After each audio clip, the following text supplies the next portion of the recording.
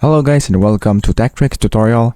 In today's video, I will show you the step-by-step tutorial on how to go live on LinkedIn with Zoom.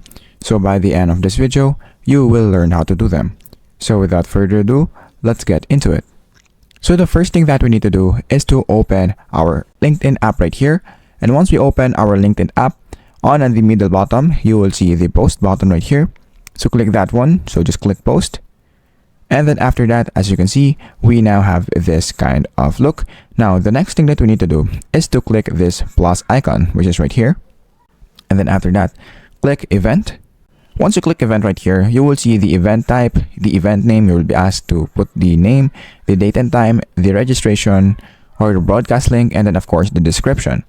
Now, since we're going to have a Zoom meeting, we're going to put this online. And then for the event name, let's say for example, Zoom meeting right there.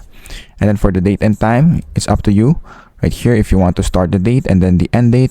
I'm just going to leave it as it is. All right. So I'm going to click save. And then after that, the registration or broadcast link. So just paste the link of your Zoom right here. So let's say for example, this is the Zoom link right here.